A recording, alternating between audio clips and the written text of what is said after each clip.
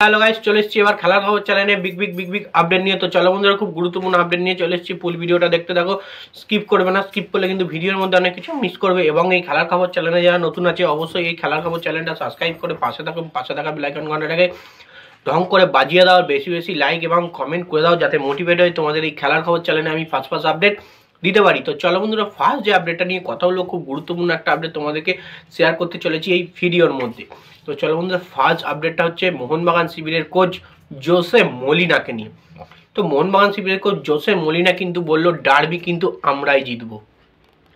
তো ব্যাপারটা হচ্ছে, মোহনবাগান শিবিরে কিন্তু প্রতিটা প্লেয়ার সুস্থর দিকে আসছে এবং ডার্বি জিতবে তারা পুরোপুরি আশাবাদী। কিন্তু অপোনেন্টকে তারা একদমই কোনো রকম ছোটোভাবে দেখছেন না, ক্ষমতাহীনভাবে দেখছেন না, পুরো সমপরিমাণে লড়াই হবে সেরামই দেখছেন। এবং বলেই দিয়েছেন, ডার্বি কিন্তু সবসময় 50-50 হয়। অপোনেন্ট যদি খুব একটা খারাপও দল হয়, তাহলে কিন্তু সে ডার্বিতে হলেও ভালো পারফরমেন্স তারা দিতে পারে। ডার্বি কিন্তু পুরোপুরি একটা আলাদা ম্যাচ। এতে কিন্তু কেউ এগিয়ে থাকে না, কেউ পিছিয়ে থাকে না। সেটা কিন্তু জোসে মলিনা বলেছে, জোসে মলিনা জানে। এবং এই ডার্বি কিন্তু জিতবে, তার জন্য প্রতিটা প্লেয়ারকে 100% করে প্র্যাকটিস সেশন করাচ্ছেন। প্রতিটা প্লেয়ারকে নিখুঁতভাবে প্র্যাকটিস করাচ্ছেন, যাতে তারা খেলায় গিয়ে যাতে ভালোভাবে পারফরমেন্স করতে পারে এবং দুর্দান্তভাবে ম্যাচটাকে জয় আনতে পারে। তো সেক্ষেত্রে ইস্টবেঙ্গল কিন্তু গতকাল খেলা ছিল মুম্বাইয়ের সঙ্গে, সেখানে কিন্তু 3-2 গোলে হেরে যায়। এবং সেক্ষেত্রে বোঝা গেছে ইস্টবেঙ্গলের ডিফেন্স কিন্তু খুবই খারাপ। এবং ডিফেন্স খারাপের জন্যই কিন্তু মোহনবাগান ডিফেন্সটার ওপর কাজে লাগাবে। ইস্টবেঙ্গলের ডিফেন্সে বেশিরভাগ পরিমাণে চাপ বাড়াবে, যাতে গোলটা আনতে পারে। এমনটাই কিন্তু কোচ মলিনা জানিয়ে গেছেন।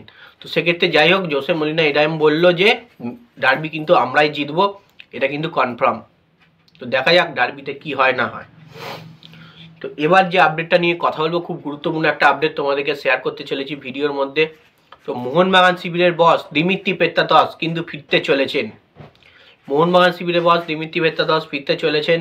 এবং গতকাল কিন্তু প্র্যাকটিস সেশনে দিমিত্রিকে কিন্তু জোর কদমে প্র্যাকটিস করতে দেখা গেছে, তার সঙ্গে গ্রেগ স্টুয়ার্টকে। এবং বিকালে কিন্তু দিমিত্রি পেত্রাতস ফুল টিমের সঙ্গে প্র্যাকটিস সেশন ছেড়েছেন এবং অসাধারণ বল পায়ও কিন্তু তাকে দেখা গেছে। তো সেক্ষেত্রে দেখাই যাচ্ছে দিমিত্রি কিন্তু ডার্বি ম্যাচের জন্য পুরোপুরি অ্যাভেলেবেল হয়ে যাবেন এবং সে কিন্তু পুরোপুরি চোট সারিয়ে সুস্থ হয়ে গেছেন অনেকটাই, এটা কিন্তু বললেই চলে। এবং দিমিত্রি পেত্রাতস যে মোহনবাগান শিবিরে কতটা দরকার মিডফিল্ডে, সেটা কিন্তু আমরা প্রতিটা ম্যাচে বুঝতে পেরেছি। যদি কোনো শক্ত প্রতিপক্ষর সঙ্গে খেলা হয়, সেখানে কিন্তু মোহনবাগানের একটু হলে কিন্তু অসুবিধা হয়। সেখানে কিন্তু দিমিত্রি বা গ্রেগ স্টুয়ার্টকে অবশ্যই লাগবে, তাহলে সেই জায়গাটা পুরোপুরি সলভ হয়ে যাবে। যেহেতু গ্রেগ স্টুয়ার্ট মাঠে ফিরেছেন, দলে যোগদান করেছেন, এবার শুধু দিমিত্রির যোগদান করার অপেক্ষায় রয়েছি আমরা। অবশ্য 11ই জানুয়ারি শনিবার এই ম্যাচটাই কিন্তু দিমিত্রি পেত্রাতস প্লেইং 11-এ থাকবে, এটা কিন্তু আমরা পুরোপুরি কনফার্ম হয়ে গেছি। কারণ যে হারে সে প্র্যাকটিস সেশন করছেন, 100% ঘাম ঝরাচ্ছেন, তো সেক্ষেত্রে বোঝাই যাচ্ছে কিন্তু দিমিত্রি পেত্রাতস ডার্বি ম্যাচে কিন্তু সে পুরোপুরি অ্যাভেলেবেল, সে কিন্তু খেলবে। তো দিমিত্রি যদি একবার ফর্মে চলে আসে, তার থেকে ডেঞ্জারাস আর কিছু হয় না। তো যাই হোক, এবার যে আপডেটটা নিয়ে কথা বলবো, খুব গুরুত্বপূর্ণ একটা আপডেট।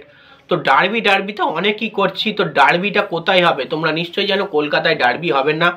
তো যত সম্ভব যেটা খবর আছে, অনেকটাই কনফার্ম হয়ে গেছে, ডার্বিটা কিন্তু হচ্ছে গুয়াহাটিতে। ডার্বি ম্যাচ কিন্তু গুয়াহাটিতে হবে এবং কলকাতা থেকে সরিয়ে নিয়ে যাওয়া হলো ডার্বিটা গুয়াহাটিতে। যেহেতু বাঙালি প্লেয়ার আছে যেগুলো ইস্টবেঙ্গল মোহনবাগানে, তারা কিন্তু সবসময় চাইতো কলকাতাতেই ডার্বিটা হোক। কলকাতায় ডার্বির একটা আমেজ আলাদা হয়, আলাদা উদ্যাপনা হয় এবং প্রচুর পরিমাণে সমর্থকরা থাকে এবং প্রচুর পরিমাণে আনন্দ হয়। তো ব্যাপারটা একটা মেলা পুজোর মতো হয়ে যায়। সেক্ষেত্রে গঙ্গাসাগর মেলার জন্য কিন্তু ডার্বিটা কলকাতায় হচ্ছে না, ডার্বি অবশ্যই হচ্ছে। ডার্বি কিন্তু গুয়াহাটিতে চলে গেছে, এটাই কিন্তু পুরোপুরি কনফার্ম আপডেট। তোমরা কিন্তু 11ই জানুয়ারি ডার্বি দেখতে পাবে গুয়াহাটিতে। এবং অনেকে ট্রাভেল করে খেলা দেখতে যাবে, আবার অনেকে টিভিতে দেখবে বা ফোনে দেখবে, সবাই তো যেতে পারবে না। যে হারে দর্শক হয়, সে হারে কিন্তু দর্শক কিন্তু মোহনবাগান বা ইস্টবেঙ্গল সমর্থকরা যাবে না। তো মোটামুটি একটা সমর্থক অবশ্যই যাবে, যেটা অ্যাওয়ে ম্যাচ যারা যায় ট্রিট হিসেবে, তারা কিন্তু অবশ্যই যাবে। মোটামুটি ভিড় কিন্তু অবশ্যই হবে, আওয়াজ উঠবেই ডার্বিতে। তো যাই হোক, এই আপডেট ছিল। ভিডিওটা ভালো লেগে থাকলে লাইক, কমেন্ট, শেয়ার, সাবস্ক্রাইব করে পাশে থাকো। চলো বন্ধুরা, বাই, আবার নেক্সট ভিডিও দেখা হচ্ছে।